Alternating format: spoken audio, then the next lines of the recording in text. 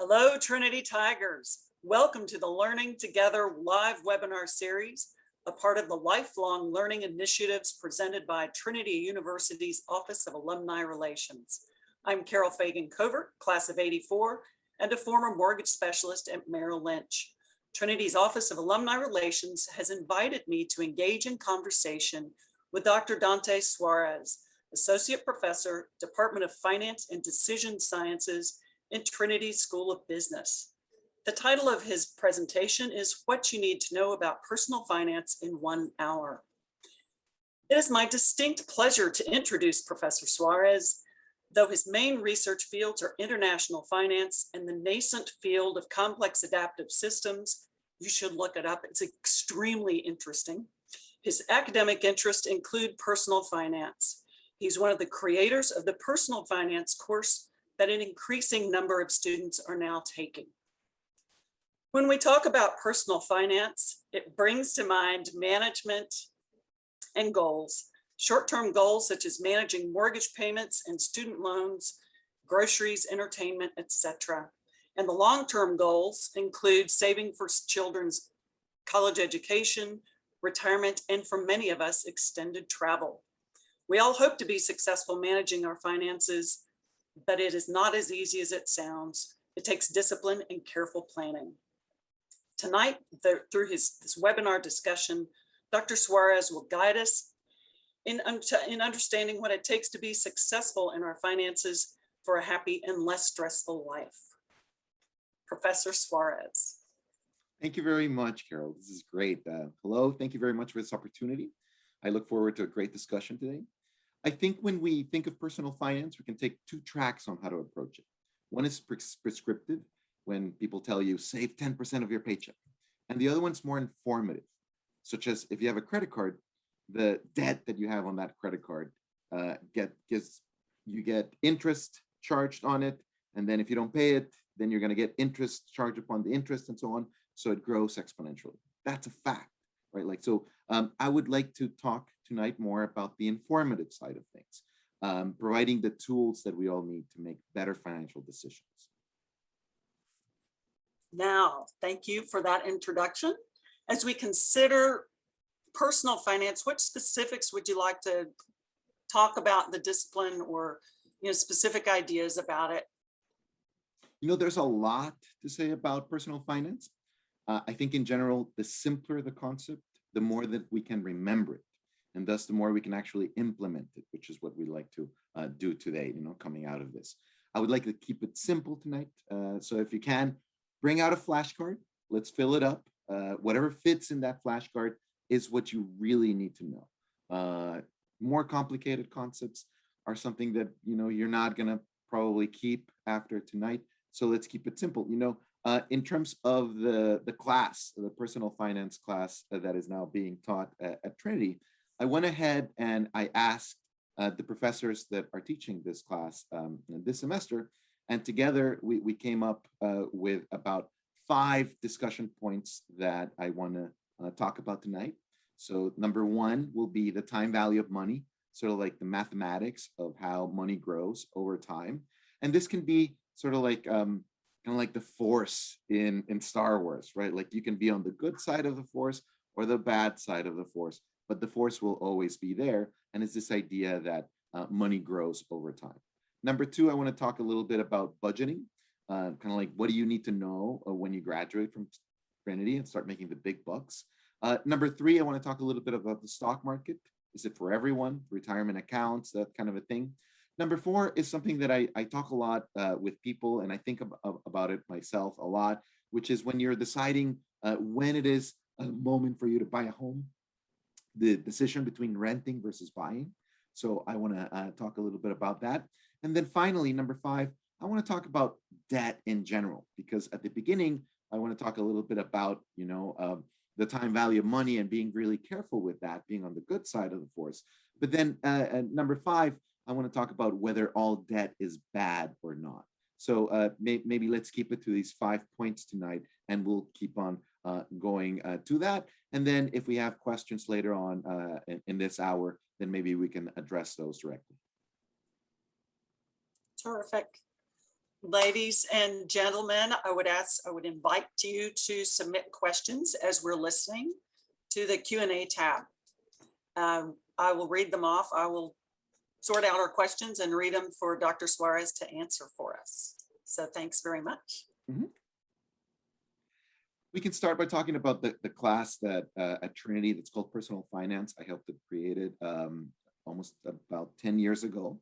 And if you ask me, I think everyone should take this class. We originally envisioned the class as a class for non-business majors, but we quickly realized that even our best School of Business students could still benefit from this class. So actually many take it. We recently had a gift from Sardar Bigliari, a very successful alumna, and Dr. Phil Cooley, who was one of my mentors at Trinity. He was a finance professor that started, for example, the Student Managed Fund. And together with our current Dean Scherer of the School of Business, we have created the School of Business Financial Literacy Fund, which among other things is being used to finance the teaching of more of these personal finance classes.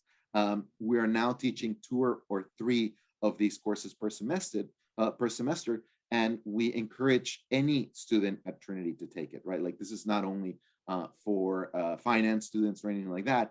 We have students in that class from all walks of life. And it is the people that are teaching this class today that gave me a sense of, if they had to, bring it down to the 5 most important things that they teach in that class, this is what they would talk about. So I want to take this opportunity to thank Cyril Gutierrez, Faisal Khan, and Raul Rios, who helped me put this list together. If you want, Carol, we can start talking about number 1, the time value of money. I don't know if you want to say something about what does that mean to you?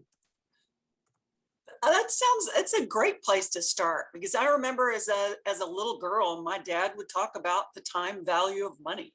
He got us talking about, there was a game called the stock market game. Oh, really? Which may date me terribly, but 84 already does. So it was, there was some literacy there, but I was bad with credit cards when I was at school and got all those shiny offers. So yeah, time value of money is the real, like you said, the force. That's a great way to put it. I really like that. Credit cards are scary. Credit cards are dangerous, right? Like, and they're so easily available in the United States. Like, you want a credit card for your dog? Here you go. Your cats can have credit cards and they can start spending on it, right? So I think of it as the force because it's everywhere, right? It's all around us, and anything that has to do with money over time has this idea of money generates interest, if you may. When you put your money in the bank, it generates interest, right? And when it generates interest, let's say you have $100 in the bank and the interest rate is 10%, then after 1 year, you're going to have $110, right? And then if you leave the money there, after another year, there's going to be another 10% applied to that. And the idea is that it doesn't apply only to the original $100 that you had in there, but also to the $10 that were generated. So now you're going to have 10% of $110. At those levels, just 1 year and $100 and so on, it doesn't sound like a lot, but this multiplying effect, or what we call in finance compounding, becomes very, very strong when you look at long periods of times. And mathematically, these things literally grow exponentially, fairly quickly, like faster than you would imagine. So that's what I refer to as the force. Being on the good side or the bad side of the force means that if you're going to be putting money aside, say in a retirement account, that money is going to compound, it's going to grow upon itself. And after a few years, this is going to grow really, really fast for you, right? So that's the good side of the force.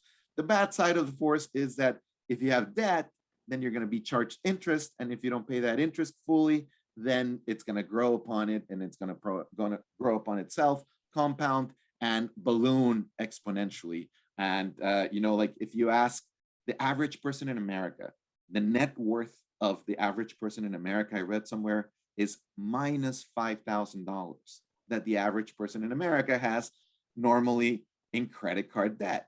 So let's say that you want to go on a vacation and you say like, hey, like I deserve this vacation. I've been cooped up with all of this pandemic quarantining and all of that, right? Like, so you deserve it. This is the part where this is not prescriptive for me, you know, like you deserve it. But when you think about putting, say, $10,000 on your credit card to pay for that vacation, the average person takes about 10 years to pay some credit card debt. $10,000 times 10 years paying it, that might end up costing you somewhere between $60,000 to $80,000. That's the informative side of what I want to talk about tonight. That's the kind of decision that you want to make. Is this vacation ultimately worth $80,000 for me if you're not going to be able to pay it fairly soon? So that's the time value of money, and it applies to absolutely everything that we do. Yes. Well, and they just in 2008 is when it was required for credit card companies to put that payment information on credit card statements. It used to be where you just got, it was Wild West, and you got, here's your minimum payment. And it's also studies that I read about showed that if you have a minimum payment listed, people will pay closer to the minimum payment than they might otherwise pay.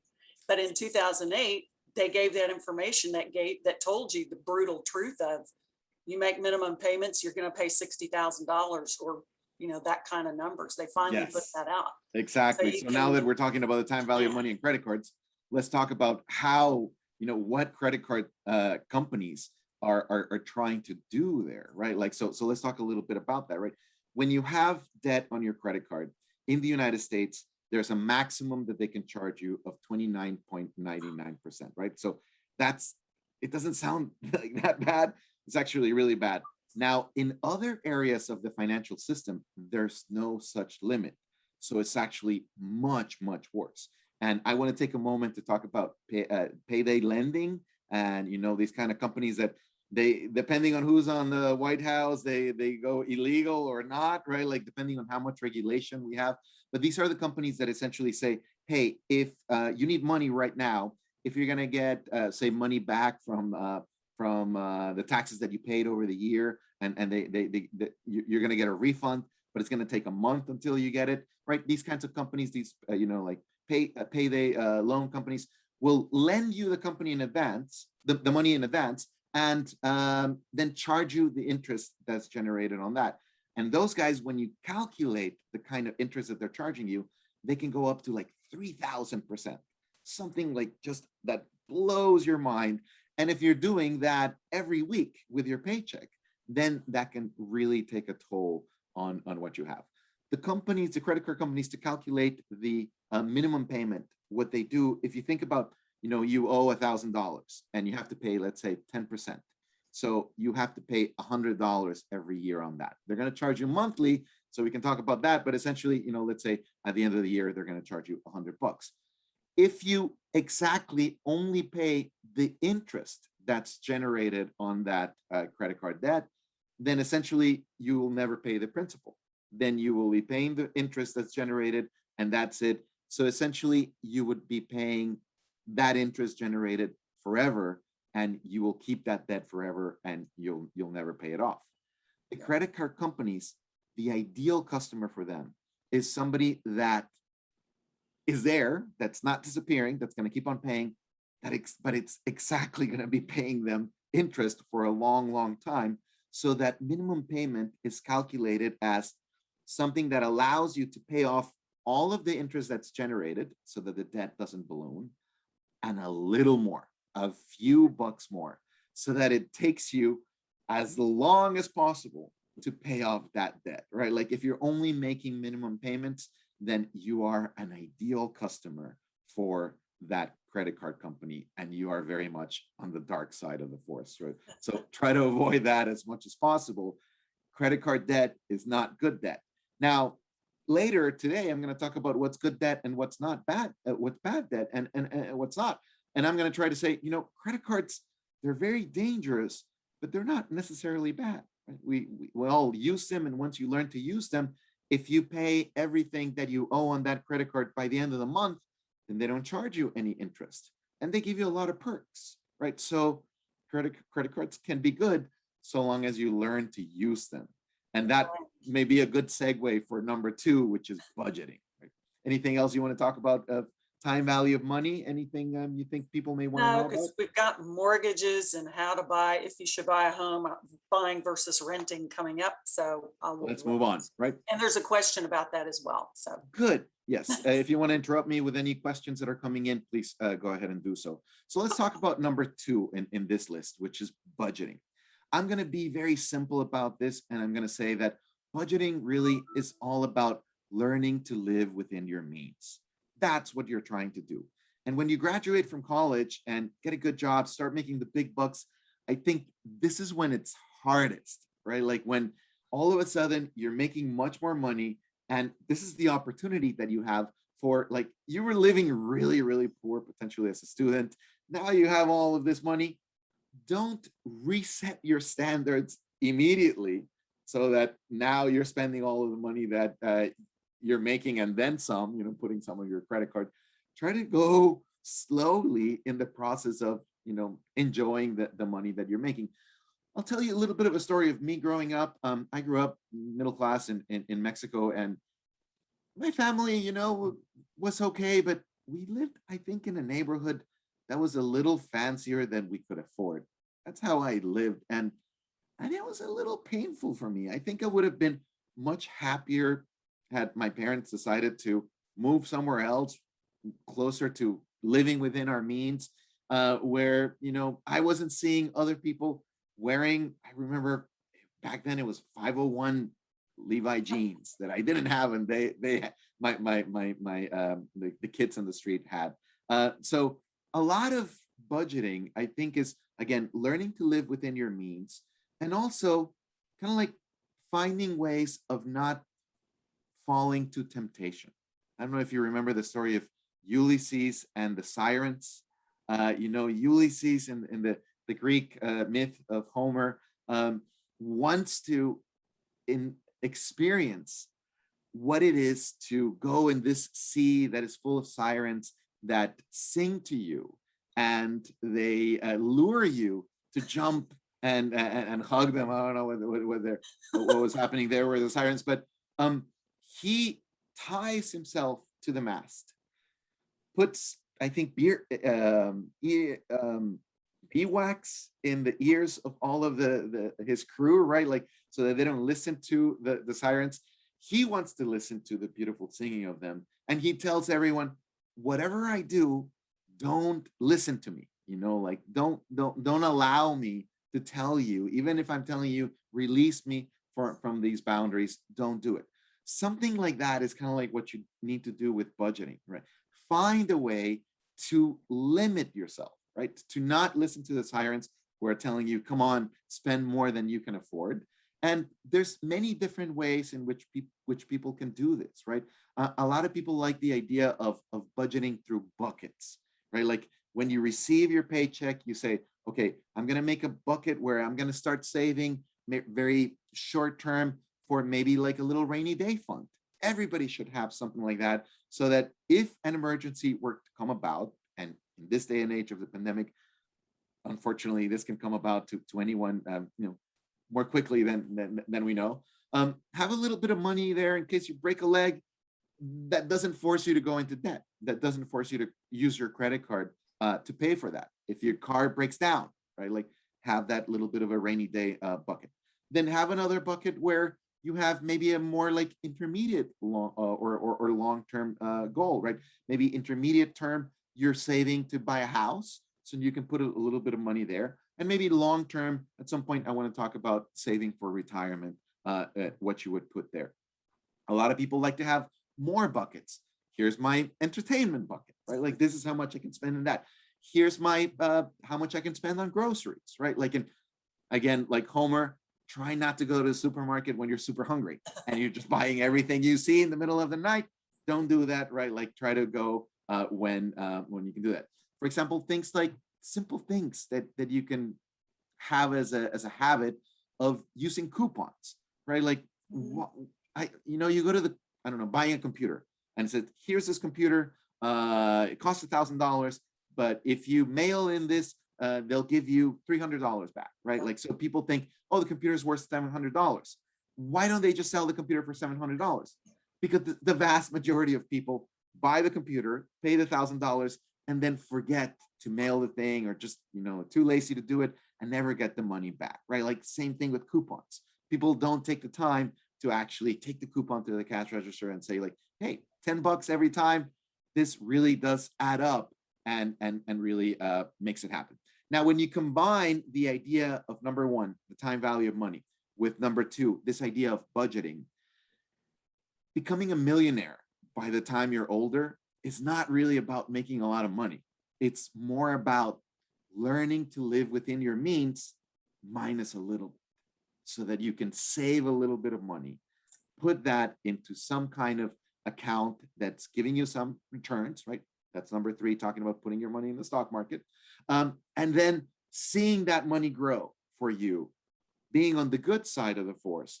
And, I think if you put $7, I was, a friend of mine was telling me, Faisal Khan was, if you put $7 every day for between 30 and 45 years, depending on how much interest or return you're getting on that, that turns into $1 million. Real money. It's not a lot of money. It takes a while, right? It takes 30 to 45 years. But when we're thinking about retirement, that's exactly what you need to know. What you need to do. Learn to live within your means, minus $100 a month. Put those $100 into a retirement account, and by the time you retire, you're going to be a millionaire, potentially many times over. Right? Perfect. We have a question just about that. Please. This question is, what kind of account do you suggest you put intermediate goals in? That is for emergency fund, down payment funds, that sort of thing. What kind of accounts do you recommend for that? That's a really great question. And I think that brings us to number three, which is, what kind of accounts? Where do you put your money, right? Nowadays, interest rates are so low that the difference between a checking and a savings account is almost semantics to me. If you ask me, I don't really know what the difference is between one and another. Depending on your banking institution, if you have a checking account, you might have a minimum, otherwise they'll charge you $12 a month or something like that. Find a bank account that doesn't charge you monthly, right? Like there's a lot of very good banking institutions that don't charge you for doing that. So I would look for that. A savings account might give you a point something of a percentage in terms of interest rate, essentially nothing. So I wouldn't think these days of a savings account as a good avenue to put your money in for the intermediate term, because you're not getting any kind of return on that. Now, if mentally it helps you to have a checking account where you have the money that you can spend in the month, and a savings account, which is money that you shouldn't touch, that's good. But a little bit more long-term, you should find an account where you can put that money and make it grow for you. The two essential avenues that we have for investing are stocks or bonds, right? And bonds are issuance of, it's kind of like an IOU, where either a company or the state of California or the United States of America, it's telling you, okay, if you put your money in me, I will pay you back later with this much interest, right? So those are extremely safe ways of saving your money. If you diversify, which is a very important concept here, and not put all of your eggs in one basket, right? So don't lend all of your money to one company, especially not one called Enron or something like that, right? Be careful there, right? But if you put your money in, say, a mutual fund, what's a mutual fund?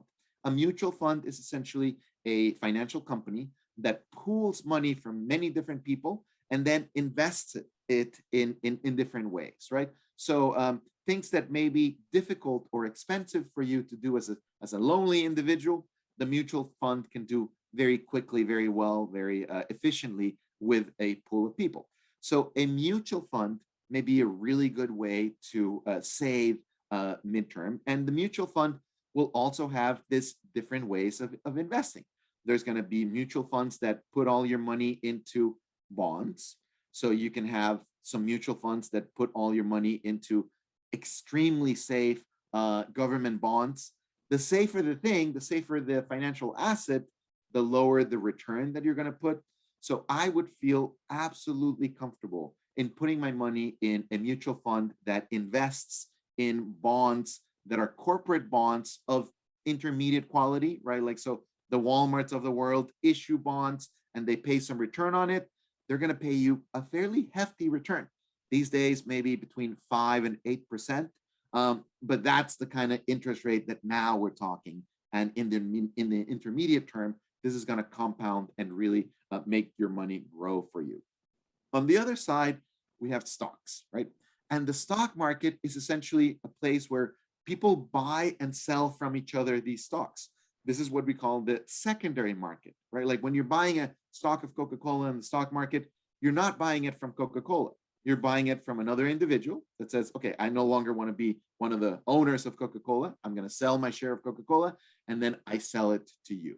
In the olden days, investing in the stock market was very complicated. It was like you needed to have an account and you needed to have a minimum of $10,000 and you couldn't withdraw, like only so many times a year. Nowadays, there's so many platforms in which you can invest in either, bonds or stocks. Some of these are called exchange traded funds, ETFs, which is sort of like a mutual fund, but an automated mutual fund in which essentially all the money that's pooled gets invested, for example, in the same way that the Dow Jones Industrial Average or the S&P 500 is constructed. So essentially the S&P 500 is sort of like the 500 biggest stocks in the United States. And so if you want to invest in the stock market, you can buy one of these exchange traded funds. These ones are called spiders because the acronym looks like spider. And you buy one of these and immediately your money is diversified into 500 stocks. So between those 500 stocks, there's going to be some that don't do so well, but some that do really well. And it all kind of averages out. So this is what we call the portfolio effect, the benefits of diversification, that the stock market is risky, but investing in just one stock, that's very risky. Investing in a diversified way in the stock market is not nearly as risky. So what I was saying is that nowadays, there are a lot of platforms that are for free, like Robinhood or E-Trade or Ameritrade, all of these things. I don't want to make a commercial out of any one of these, but they're all really good, to be honest. They're all nowadays extremely user-friendly. You don't need a minimum, right? Like, so you have $100, go and invest in there, right? Like, you're not going to be able to buy an Amazon stock that is like, like thousands of dollars, but you're able to very quickly put your money into, say, a spider, and immediately that's diversified into, the 500 biggest stocks in the stock market. So as you're thinking about putting money for the intermediate term, I would say find one of these avenues for investing. Don't just keep it in a savings account that gives you essentially zero return, zero interest rate. Find your level of comfort of how much risk you're willing to take. And then, as you have more and more money, maybe you can find a way of putting maybe half your money into the stock market, half your money into bonds or so on. Find your comfort level here. People will tell you the stock market it's risky, and it's true. It's a roller coaster, right? Like it can go up, it can go down at any given moment. So when people tell me, Dante, should I put my money in the stock market? Immediately what I answer back is a question of like, when do you need your money? When do you need your money? And if you need your money right away, if you are saving for the vacation that you're going to take at the end of the year, I would be like, maybe the stock market is not for you. Put it in something completely safe where it's going to earn some return, 5%, like it adds up, 10% if you can find. Again, it adds up. And there's no way that money is going to decrease, right? Like, so your money is completely safe there. Now, if you're thinking that you're not going to need this money in the next 5 to 10 years, I would be like, you know what?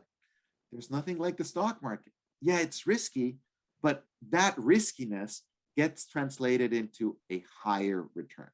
And I can tell you, there's never really been a 5 to 10 year period in the history of the stock market in the last 100 years where you've had negative returns when you have that kind of investment horizon in mind, 5 to 10 years, and you'll get good returns out of the stock market.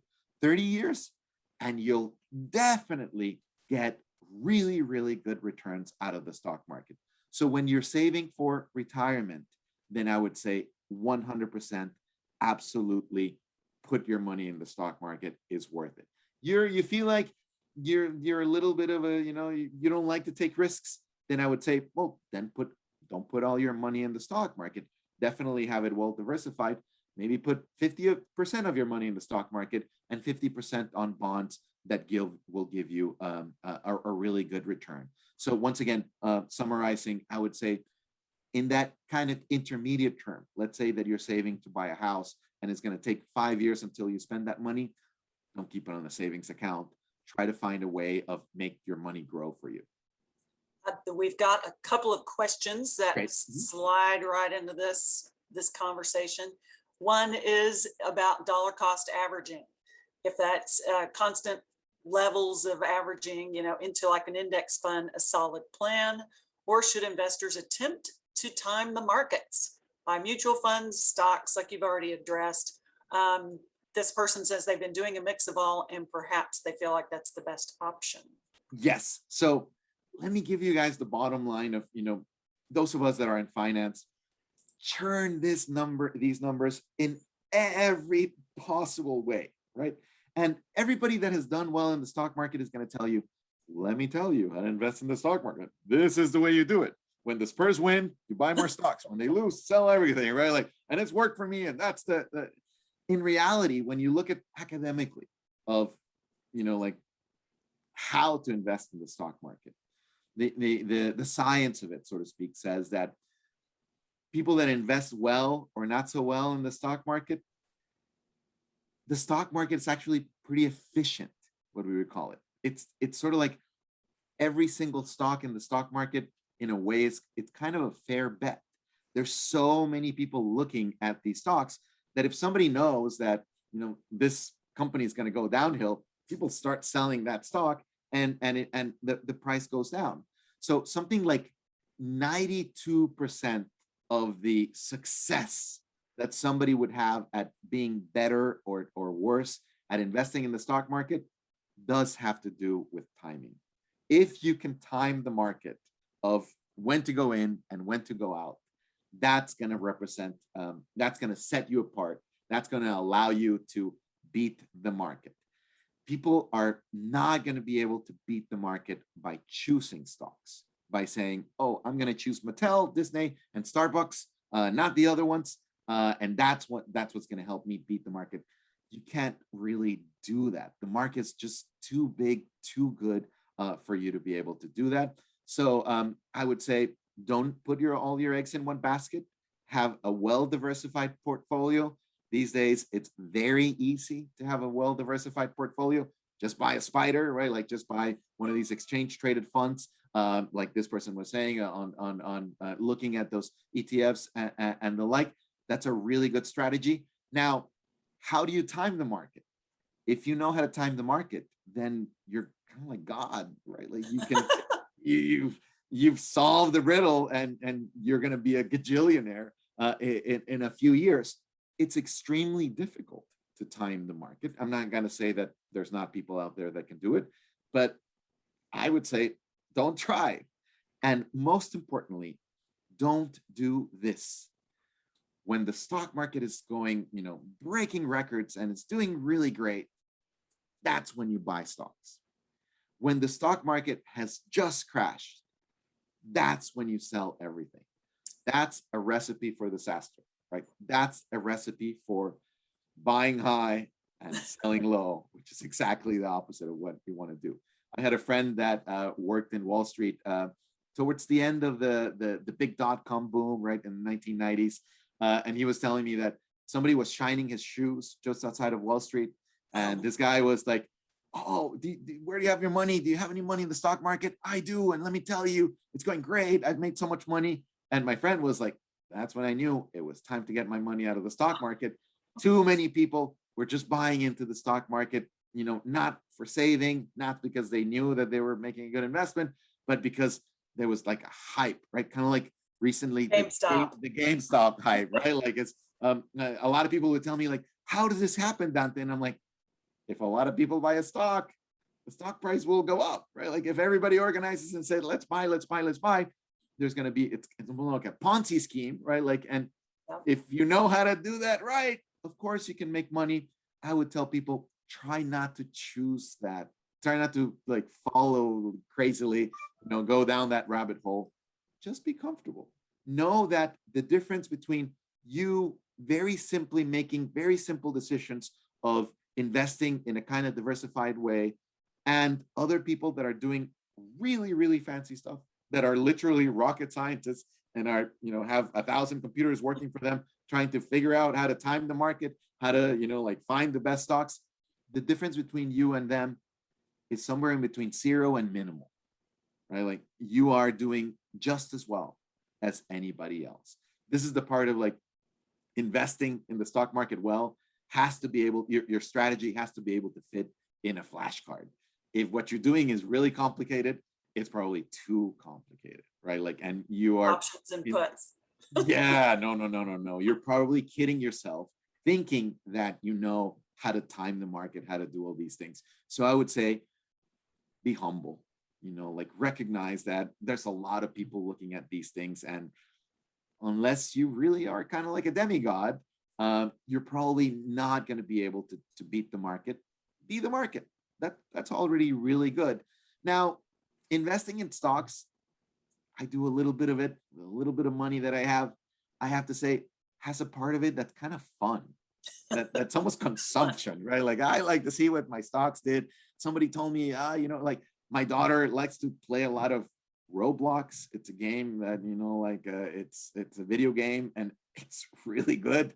I have to yank the computer out of her. And I told her the other day, let's buy some Roblox stock. And it's been doing really well because it's super addictive. The father of a classmate of my daughter said, like, who created Roblox? The devil. That's what it is. Like it's a darn good game. So set of games. And so I see that and I'm like, I'm gonna buy some Roblox. So I feel a little better when my daughter is spending all her time playing that game. That at least we're one of the owners. And now she got it, right? Like that we were buying stocks of Roblox and she tells all her friends, we're one of the owners of Roblox. So there's an element of fun in trading in the stock market. I would say, don't take it too far, right? Like recognize the part of it that's fun. If you want to do research and try to, game the market and so on, have buckets here. Have a bucket where you're investing kind of like crazily, like very aggressively or something like that, and have another bucket in which 50% of your money is in a well-diversified mutual fund, portfolio, exchange traded fund or something like that. Some of your money is in bonds, well diversified and the like. I don't want to leave this topic, Carol, before talking a little bit for a second about Bitcoin, which is something that everybody ask you about. We have a question. And I'm going to say one of my questions.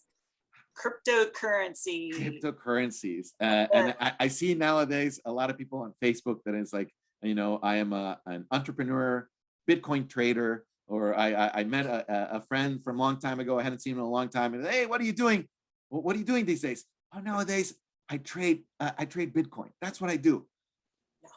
Good for you, And this is the kind of thing where, if you ask me, it feels a lot like a Ponzi scheme. Like a Ponzi scheme, right? Like, and there's nothing behind there. People that don't know what a Ponzi scheme is essentially like Amway, or in Mexico, we used to do these things like they call it a pyramid or a plane, right? Like you give me $100 and now that gives you the right to ask 8 people for $100, right? Like, and so you put $100 into it and now you ask 100 people to give you $100, you made $700.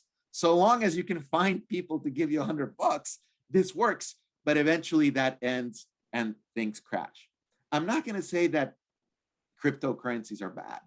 I mean, you can do, criminals use them to charge ransom and things like that, right? Like, but they're here to stay. and there's definitely a lot of use that we can make out of them. And it's a great conversation to talk about, potentially now artists are going to be able to, sell their art over the internet using cryptocurrencies. And there's a lot to be said there. And so I'm not going to say that cryptocurrencies are bad. I don't think that's the case.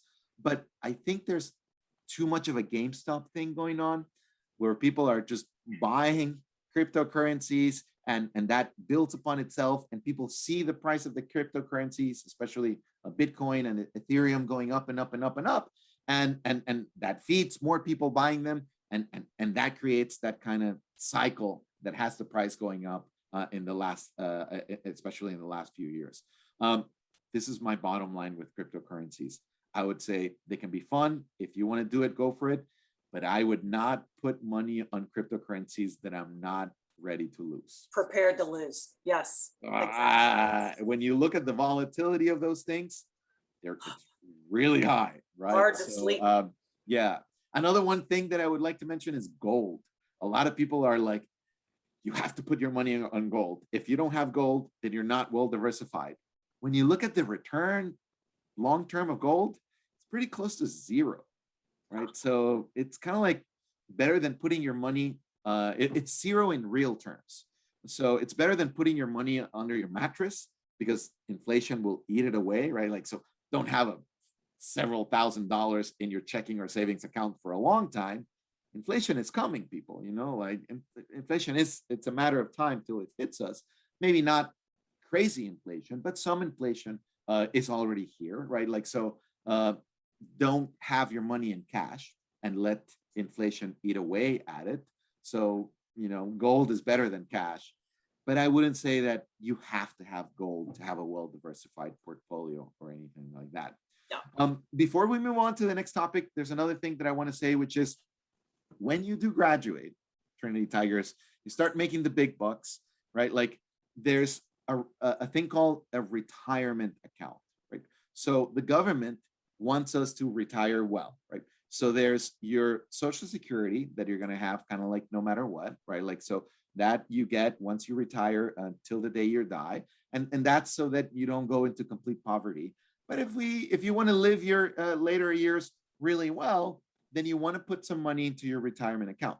That retirement account is like a bucket, right? Like you can decide what to do with that retirement account in any way that you want. You can invest in the stock market or in gold or you name it, right? Like in the ways that we were speaking about before. Why are retirement accounts special? Because the government is telling you, put your money there. I'll be nice to you. Any money that you put in there, I'm not going to charge you taxes on it, right? There's two types of retirement accounts, the regular 401ks and so on.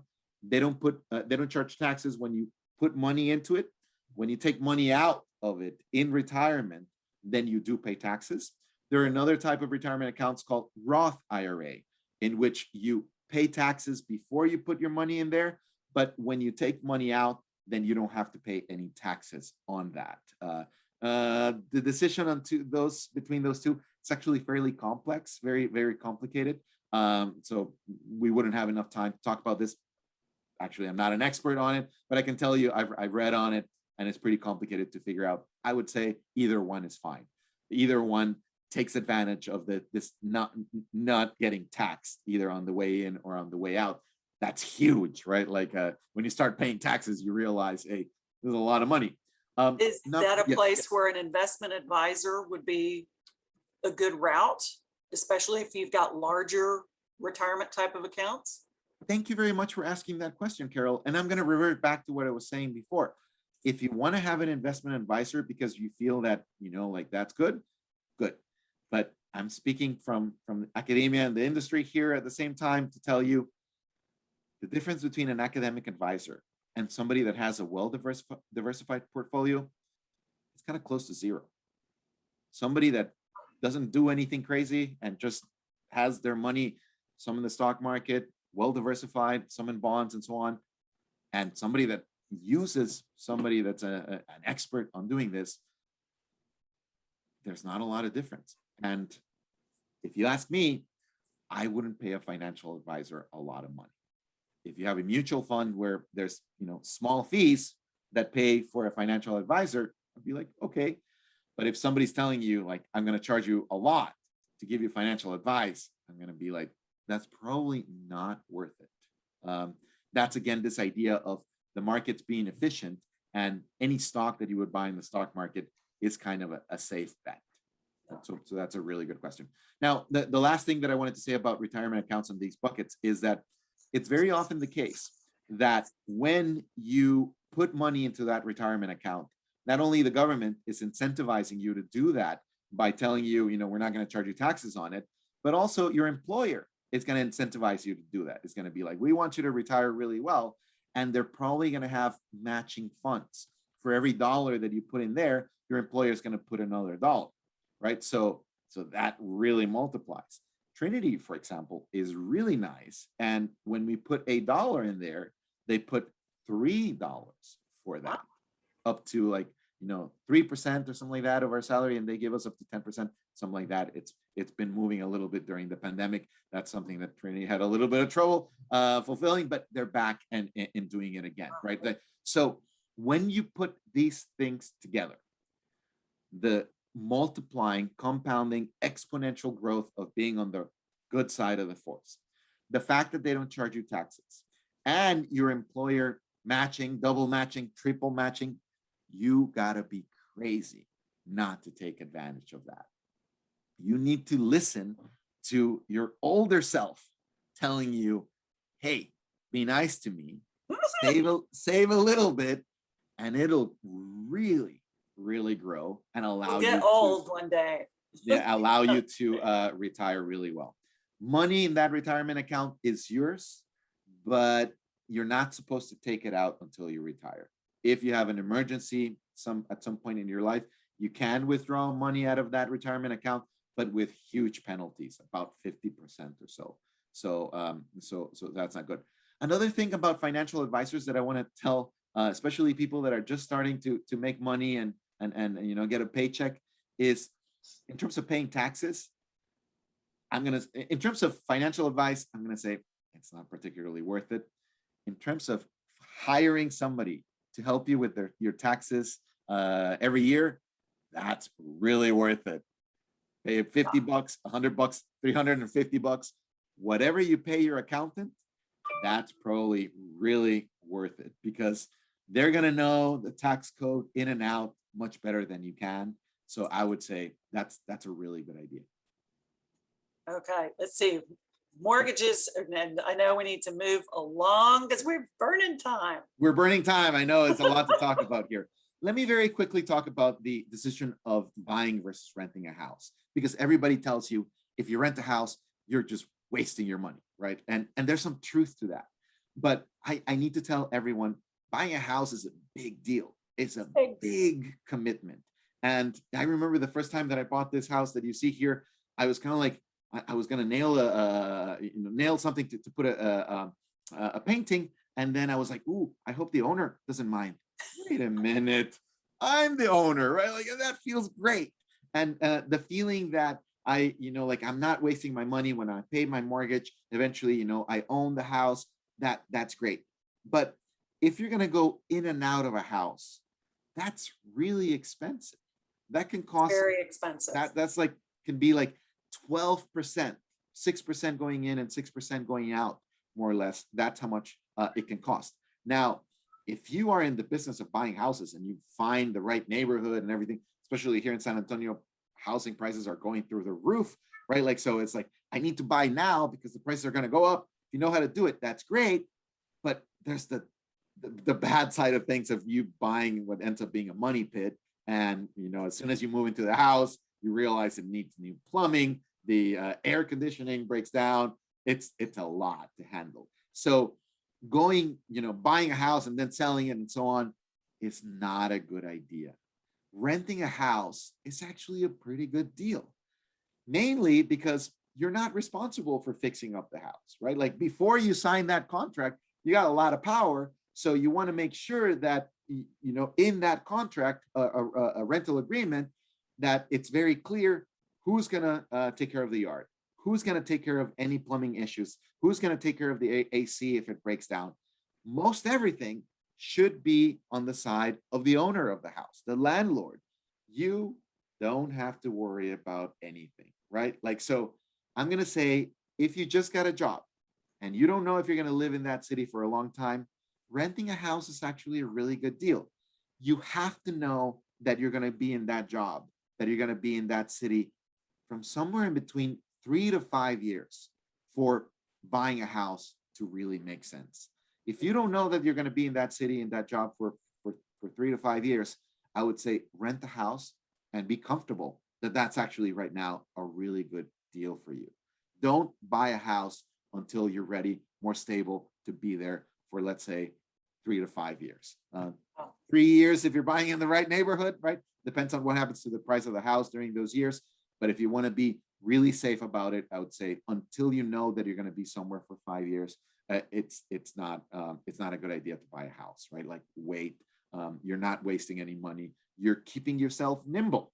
And at the beginning of your career, that may be more valuable than other things. Before we finish, I want to touch on the fifth point. Is all debt bad? And I'm going to say, debt is very dangerous. Debt is something that, compounds, and you're going to be on the dark side of the force. But I'm going to say not all debt is bad. In particular, if you're going to be in a place for many years, borrowing to buy a house is a great deal. Right now, you have interest rates that are so low. I just refinanced my house at a 3% interest rate. And believe me, it's tax deductible. So the cost to me is closer to 2%. And, I can put my money in the stock market and let it earn 8%, right? Like, so I don't want to pay off my house really quickly, right? Like, I think that inflation is coming. So I'm actually better off if I have any money, if I have, $10,000 that come my way, instead of paying off my house more quickly, I'm actually going to put it in the stock market, because I know that over time, that's going to grow at a real rate of about 8%. And to the house, I have to pay 2 to 3%. So that's actually a really good deal. Borrowing to, say, go to college. That's you gotta question be really, we have. Yes, you got to be really careful there, right? Like, if you're going to go to, what's the one that went bankrupt really recently, Corinthian colleges or something like that. Some of these for-profit colleges are going to try to sell you, it's like, come in, do this degree, do an MBA or something like that, pay us $100,000, and then, you're going to do great. You have to figure out the real value of that degree. An education, a college education, like the one that you're getting at Trinity University, that's worth a lot of money, right? Like, so somebody that's going into debt to come to Trinity University, I would say, that's really worth it, because the difference in the salary that somebody makes without a college degree and somebody with a college degree is huge and growing. And right? it's Like, real education. It's not just a narrow training kind of course. Exactly, right? Like, it's something that's going to be with you forever, right? Like, those kind of critical thinking skills, that learning how to read and write really well. It's not something that is going to serve you in the very first job that you get. This is something that's going to allow you to grow in any career path that you have. So I would say that kind of debt, so long as you keep it manageable and you understand that your salary is going to be bigger because of that degree that you're going to get, and that's going to be enough to pay back the debt that you have, I would say that's worth it. Be very careful with those for-profit, I'm not even going to call them colleges, right? Yeah. For-profit things that try to sell you on degrees that are not really worth that much, but potentially can be really costly. That's where I would think that that's not good debt. But if you're going to go to med school and you're going to have to borrow some money to go to med school, probably as a doctor, as a medical doctor, you're going to make a lot of money, and that's going to be for many years, and that's going to be able to allow you to pay back your debt and then some. So I would call that good debt and good decisions. We had a couple of international student questions that are interesting, a little different. One asked, what are ways they can invest in the stock market or retirement plans, since those platforms like Robinhood are only for US citizens? Is there a way to do that? And another asked, I'm in the US for 4 years. Should I leave my bank account open and collect interest, or go ahead and liquidate it and be done? And we've got just a few minutes for that. I'm not an expert on the topic. So I'm going to say my understanding of that, right? My understanding of that is that the stock market is for everyone. It's not just for US citizens. That surprises me a lot. I've never heard that. I'm almost 100% certain that there's many platforms out there that allow somebody to have an account that way. What I'm thinking that maybe this person is thinking that it's for some of these, it asks you for your social security number and it requires that. That's because at the end of the year, if you've made profits with that account, then you have to pay taxes on that, right? But many international students, I think all, can get an ITN. So that is essentially, it looks like a social security number and it works for paying taxes. So as an international student, you can work on campus and things like that and make some money, right? Like that's going to give you an ITN, and you can use that ITN to invest in the stock market just like everybody else. So that's my understanding, and I believe that's the case. For the other question, if you go back home, let's say to Ecuador, and you have some money here in the United States, I'm going to split that question into two. The way that question was worded was, should I leave it in my savings account? I'd be like, don't leave it in a savings account. If it's going to be there for a long time, put them in the market, whether in stocks or bonds, so that it gives you more return. But I'm going to say, I think the United States is just about the safest place in the world to have money, right? Like, so other places in the world are not as safe for different reasons, right? Because, there may be like a situation where the government eats away some of your money, nationalizes the banks or does something like that, or really more likely that there's hyperinflation, especially where we come from in Latin America. Prices go up a lot, and even if you have money in the bank, the value of that money shrinks, right? So that has a lot to do with the class that I teach in international finance. So essentially, the value of the US dollar is very stable. So if you are living abroad, your currency might depreciate against the US dollar, and the value of that dollar is going to remain very stable. So I think keeping money in the United States is a very good idea. And I don't see any way in which the United States is going to come after your money in any kind of aggressive way. Yes, you have to pay taxes, but taxes here in the United States are lower than many other places in the world, especially in Europe. I think we're bumping up against the clock right now. So sorry, that was a whirlwind. That was a lot to say, but it really covers a lot of topics. And I was trying to give everybody like the bottom line, right? Like the bottom line is this is what you need to worry about. This is what you don't need to worry about. Let me finish mentioning something, the Marshmallow Experiment. Have you ever heard about that? Yeah. So the Marshmallow Experiment, it was something that was done, I think in the 60s originally, where they would ask little kids, like 4-year-olds, here's a marshmallow, you can eat it, or I'm going to leave you alone in this room and I'm going to come back. And if you haven't eaten your marshmallow, I'll give you another marshmallow, right? And some kids would eat the marshmallow, others would not eat the marshmallow and get two. What's crazy about this Marshmallow Experiment is that it really predicts like SAT scores, divorce rates, likelihood of going to jail, like average income over your lifetime. Like it's a really, really big deal. Fascinating. If you learn how to control yourself, once again, live within your means, then you're going to end up a millionaire, right? Like retiring a millionaire. To read my last bit. Yes. So that's all I wanted to say. If you guys have a chance, just look up the Marshmallow Experiment and look at the videos of those kids dealing with not eating that marshmallow. Look away, taste it, but not eat it. Do whatever you need to do to not overspend. Do whatever you need to do to live within your means. Okay, great. Thank you. Thank you so much. Let me get this little bit of business out of the way. For additional content for our Learning Together content, look at our website, the Lifelong Learning page on our alumni site. There's quite a lot of things there. And go Tigers. Yes.